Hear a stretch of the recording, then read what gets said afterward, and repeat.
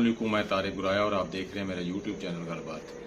दुनिया में बड़े अजीम रहनुमा गुजरे हैं जो मुल्कों की किस्मत सुधार गए हैं। बिला शुबा कायद-ए-आज़म रहमतुल्लाह अलैह भी एक बहुत बड़े रहनुमा थे जिन्होंने बड़े सगीर के सीने में एक नए मुमलकत कायम कर दी, यानी पाकिस्तान जैसा अजीम मुल्क हमें दे दिया।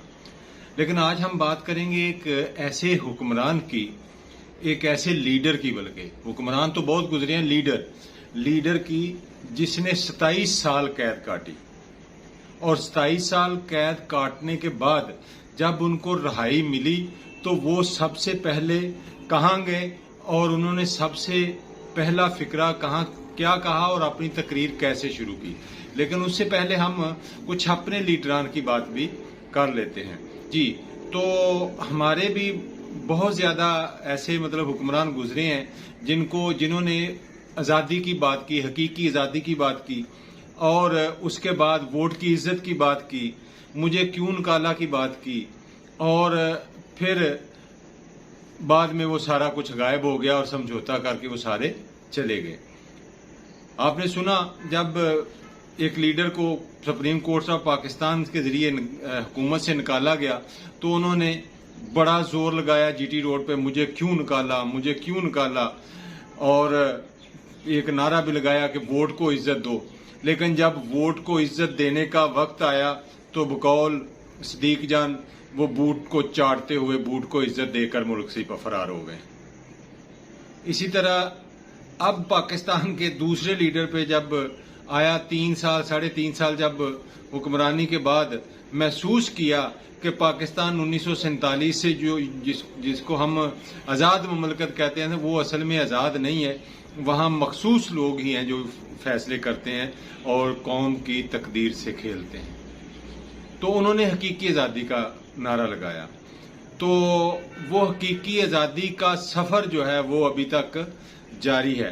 तो अब हम ममासलत थोड़ी सी ढूंढने की कोशिश करेंगे जनूबी अफ्रीका के अजीम रहनुमा नेल्सन मंडेला, जिन्होंने 27 साल कैदोबंद की सोबतें बर्दाश्त की और अपनी कैद में उन्होंने तकरीबन कोई 40 से ज्यादा किताबें लिखी। वो अपनी एक किताब में लिखते हैं, when I am prepare to death, कि मैं एक वक्त था जब सोचता था कि काले जो हैं वो गोरों के साथ अमन से रहें और गोरे जो हैं वो कालों को अपना सुकून से रहने दें, कोई एक दूसरे को ऊंचा या नीचा ना समझे, सब बराबरी के साथ एक ही मुल्क साउथ अफ्रीका में रहें, साउथ अफ्रीका हम सब का मुल्क हो और हम हकीकी आज़ादी के साथ एक सफर शुरू करें। तो कहते हैं कि मैं इस कोशिश में अगर सोचता था कि मैं कामयाब हूं या ना हूं, लेकिन अगर इसी कोशिश में अगर मैं मारा जाऊं तो I was ready for that, कि मैं उसके लिए बिल्कुल तैयार था उस हकीकी आज़ादी से। उनकी एक किताब और है, बड़ी जबरदस्त किताब है कि there is no easy way for अपना हकीकी आज़ादी, यानी जो एक्चुअल जो प्रिजन है, नेचुरल फ्रीडम जो है ना आपकी, उसके लिए रास्ता कोई आसान नहीं है। जब भी आप चाहें कि आपको नेचुरल फ्रीडम मिले, आपको आज़ाद पैदा हुए, आपको सब कहने की आज़ादी हो, आपके राइट्स को प्रोटेक्ट किया जाए, आपको अपनी जिंदगी अपनी मर्जी के मुताबिक एक दिए हुए कायदे कानून के मुताबिक गुजारने की इजाजत हो, तो ये मुश्किल हो जाता है। तो इसके लिए उनकी ये एक किताब है, बहुत सारी किताबें हैं उनकी। वैसे जो भी लोग इस तरह की लीडरशिप को पढ़ते हैं या इस तरह जो आजकल हकीकी आज़ादी का जो गलबा सिरों पे सवार है, उनको जरूर पढ़ना चाहिए नेल्सन मंडेला को, जिन्होंने अपनी बहुत सारी किताबों में अपने कठिन और मुश्किल रास्ते को बयान किया है। और कहते हैं कि ये कोई आसान काम नहीं है कि अगर आप सिस्टम के खिलाफ लड़ते हैं और आप कहते हैं कि मैं इस सिस्टम के से लड़कर आज़ादी हासिल करूंगा, तो इसने कैंसर की तरह पंजे जमाए होते हैं। जिस तरह कैंसर जब किसी पर अटैक करता है तो वो बहुत जल्द उसके जिस्म में सरायत कर जाता है और आपकी खून को, अंतड़ियों को, टिश्यूज को जकड़ लेता है, तो फिर जिस्म के कई हिस्से भी काटने पड़ते हैं। जिस्म के कई हिस्सों को काटने के बावजूद भी कैंसर आपको नहीं छोड़ता। बाज़ आप लड़ते लड़ते आप मौत के मुंह में चले जाते हैं, और बहुत शाज़ो नादर ऐसा होता है कि आप कैंसर से लड़ते लड़ते आज़ाद भी हो सकते हैं, अपनी ज़िंदगी उससे छीन भी सकते हैं।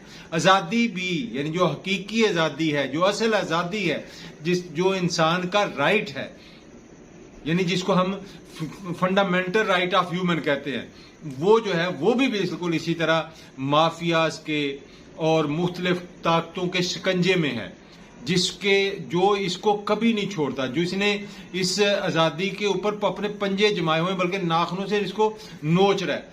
और जब भी आप इसको खींचकर पीछे करने की कोशिश करते हैं तो आपके जिस्म को उधेड़ता है, आपको और काटता है और पंजे गाड़ता है। माफिया से बिल्कुल हकीकी आज़ादी का सफर बिल्कुल ही ऐसे है जैसे आपको एक बहुत शदीद किस्म का कैंसर लाहक हो जाए और आप उससे अपनी जान छुड़वाना चाहें। तो बिल्कुल इसी तरह हो रहा है, और यही चीज नेल्सन मंडेला ने अपनी 27 साल जो उनकी प्रिजन है, 27 साल मामूली वक्त नहीं, बच्चा पैदा होके जवान होके आगे शादीशुदा भी हो जाते, उसके भी बच्चे हो जाते हैं 27 सालों में। 27 साल उस बंदे ने जेल में गुजारा। जेल में उसने साफ ज़ाहिर है कि अब चक्की भी पीसी। ये आजकल की वीआईपी जेल नहीं, जिस वीआईपी जेल को चंद दिन भी बर्दाश्त ना करने के बाद हमारे ग्वाल मंडेला साहब मुआहदा करके लंदन चले गए थे। नहीं, हकीकी आज़ादी के लिए उन्होंने चक्की पीसी। तमाम कैदियों के साथ उन्होंने जो उन कैदियों का काम होता है वो काम किया, और साथ अपने लेयर टाइम में अपनी यादों को कंपाइल किया, अपनी ऑटोबायोग्राफी लिखी। और कभी भी उन्होंने ये नहीं कहा था कि मैं मौत से डरता हूं या मुझे मौत आ जाएगी। बस उनकी खूबसूरत लफ्ज ये हैं कि अगर इनको इकट्ठा करने में, एक अमन लाने में साउथ अफ्रीका में मुझे मौत आ जाए तो आई एम प्रीपेयर्ड, तो मैं उसके लिए तैयार हूं। ये उनकी किताब है, बड़ी जबरदस्त किताब है।